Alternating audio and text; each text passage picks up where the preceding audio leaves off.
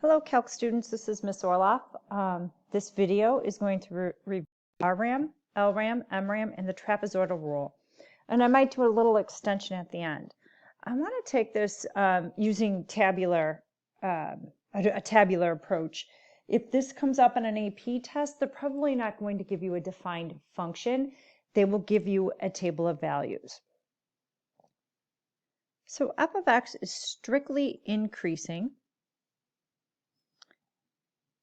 That's going to be important. We can never assume when giving a table if something's increasing, decreasing, concavity. We cannot assume many things.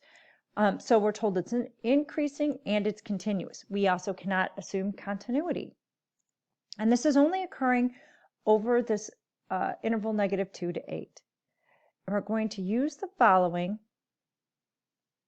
to do a rectangular approximation method to estimate the integral from -2 to 8 of f of x dx. So we want that integral value, which means we're going to estimate by using the area under the curve. And before we use a table, I'm just going to draw some generic curve. This curve does not relate to the problem, but I want to remind you, if I'm going to do a right rectangular sum, what I'm doing on every interval, I'm taking the point to the right within the interval, and this here is the height, and this is the width, the change in x, and f of x. Okay, and so this output, let's call this a comma f of a. This f of a gives me the height. So I just want to recall that for you. So we have to think about that when we start creating our intervals. The first thing we need to do is understand that it's unlikely they're going to give us equal intervals. So my change in x equals 1 here,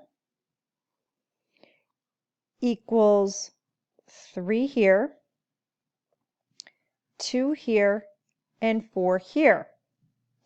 Now, if we're going to do a right Riemann sum, we have to decide what outputs would be used. So if we think of if we're looking at these outputs here, 0 and 1, between the inputs of -2 and -1, which one's greater? Right means greater, left is smaller. So we're going to use this 1. So my first rectangle is 1 times 1. My second rectangle will be 3 times 4. My third rectangle, the width is 2, my height is 5, and my last one is 4 and 9. And so that's for the right rectangular approximation. Now the College Board says you can stop once you're at the point of add, subtract, multiply, and divide. So I could stop here, or I can continue on and add my numbers together.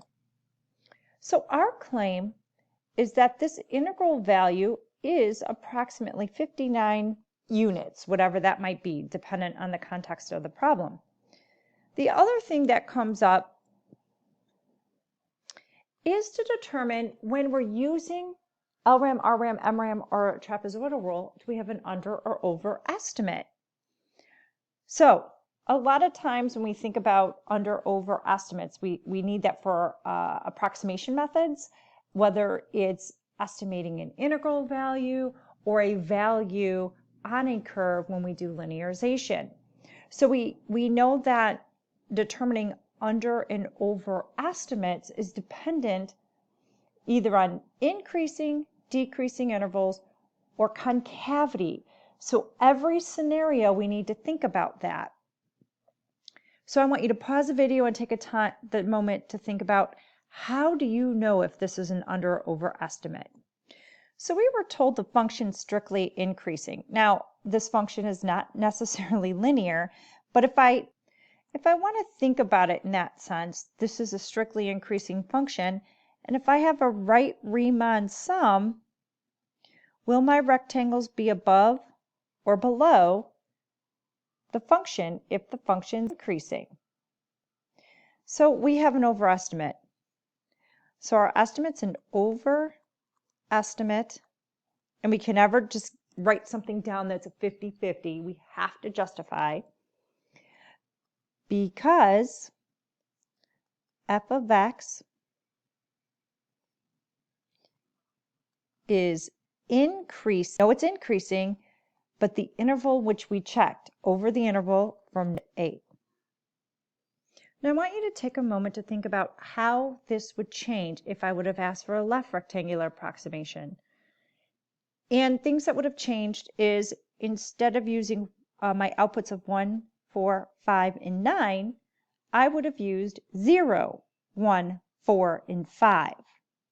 I also would have had an underestimate if the function was increasing, because it would have fallen under the curve. Our next problem, given g of x is a continuous function from -1 to 6, and g double prime of x is less than 0 over the interval from -1 to 6, estimate the interval from -1 to 6 of g of x dx using the trapezoidal rule. So again, the trapezoidal rule is really nice if the change in x was the same amount. And if we think about the trapezoidal rule, and we think about what that looks like in general. So let me go ahead and just do a generic sketch. Now this is not necessarily the sketch of what we're doing, the function we're using. But if I have a point at A and a point at B, I need to create a trapezoid. So I put a point on the function at A and I put a point on the function at B, and I'm creating a trapezoid. So A comma f of A and B comma f of B. And the area of a trapezoid is the sum of the bases. The height is always the change in x, so in this case B. In this case, it's the change of x is b minus a, and b sub 1, I'm going to call it f of a, and b sub 2 would be f of b. Okay. So going back to our table, the first thing I'm going to figure out is the change in x situation. So we have 1, 3, 2, and 5. So those are the heights of the individual trapezoids. And so when I use that to estimate, I've got that 1/2 for each trapezoid, so I could factor that out. I'm going to show them as individual traps.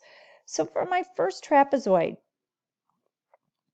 I'm going to highlight b sub 1 and b sub 2. So my height is 1, and b sub 1 is 2, b sub 2 is 1. My next trapezoid is 1/2 times the height of 3. And now I have 1 and 10 as my bases. And my next trap has a height of 2. And my bases are 10 and 26. And my last trapezoid has a height of 5. And base is 26 plus 37. Now, I'm not going to do that sum. I don't have to on an AP test if I don't want to. I'm trying not to make the video too long. But now, once again, is your estimate an over or underestimate? So would we approach this the same way as an LRAM and RRAM, where we think about increasing or decreasing, or do we have another way we need to think about this? Pause the video, take a moment to think about it. So I was told some important information. I was told that the second derivative, I'm sorry, I said f, it's g. I was told that the second derivative of g is less than 0. If the second derivative of g is less than 0, that implies concave down. So I know if I have a function that's concave down, which I did draw over here. No matter where I draw a trapezoid, it will always be below. I don't need to think about increasing and decreasing intervals. So since g of x is less than 0, this, you know what, I should be more specific, is less than 0 over the interval -1 to 10, then my estimate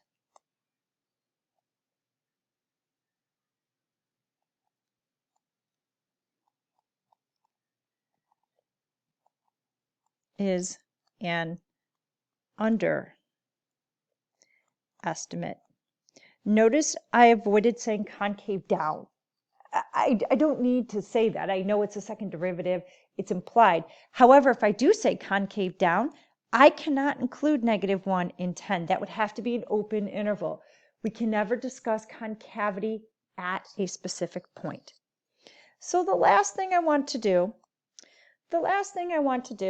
is MRAM. And you will not ever be asked for over and underestimate on that. So I have an MRAM4. I can only use an MRAM if I'm actually given a midpoint between 2 points. I can't create that. I can't assume the outputs between 2 x values in a table. So I'm going to use this interval, this interval, this interval, and this interval. And in this case, my change of x is always 4. But my heights come from the outputs of the midpoint. So you can see that I've written that up. My change of x, my height of every rectangle is 4, and my outputs come from the midpoint. One more extension. The College Board may say something to you like, this. Estimate h prime of 3. Well, if I look at my table, I don't have that information. How do I find the rate of change at 3? Well, I can only estimate it. And so I'm going to pick 2 x values that incorporate 3. So I'm going to look right here. So I'm going to say it's approximately h of 4 minus h of 2 over 4 minus 2.